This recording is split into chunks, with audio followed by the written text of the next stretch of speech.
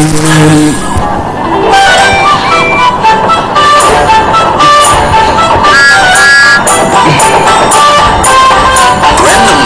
is one of the busiest dockyards on all the island of Sodor. It's where ships and engines and cranes alike are busy day and night, every day of the year.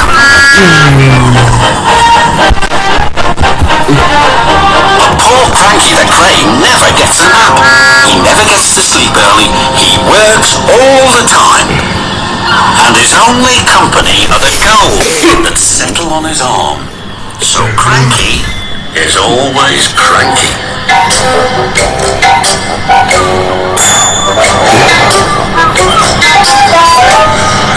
Ahoy there, Cranky, cried Salty.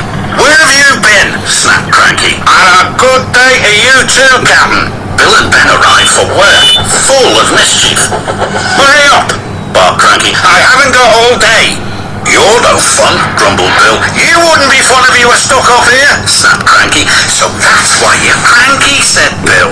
You're lonely, said Ben. I'm not, Cranky cracked. So it's company you'll be needing, said Salty. Reminds me of a lonely old Grand Banks lighthouse keeper. Not another one of your stories, cried Cranky. Oh, please, Salty, we haven't heard it. 'Twas in the middle of a wee naughty storm, Salty began, the likes of which you see once in a lifetime. This made Cranky very cranky, so cranky that he swung his arm around.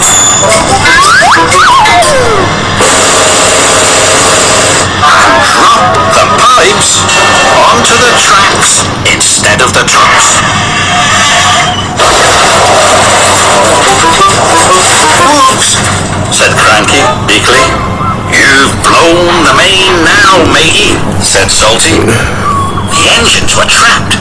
You're going to get into trouble, sang Bill and Ben. The Fat Controller was in his office being measured for a new weight. When he heard the news, he left immediately for the docks. The Fat Controller knew that any delay at the docks could cause confusion. You have made a terrible mess, Cranky, he said sternly. I'm sorry, sir, Cranky whispered. You engines will have to stay here tonight until Harvey clears up this mess in the morning.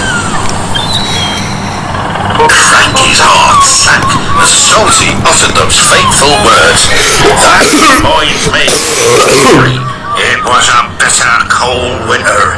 The brave little ship was stuck until the ice melted the next spring. Barely made it round the Cape. After 100 scary days at sea without a scratch, he sailed into port and crashed his bow, not 15 feet from my buffers. Luckily, no one was hurt. Set my ears, wailed Cranky. Salty spent all night telling tales of powerful storms, daring rescues, and brave little ships. And when the sun rose, he was still talking and talking and talking. I can't take any more, groaned Cranky. Harvey the crane engine arrived.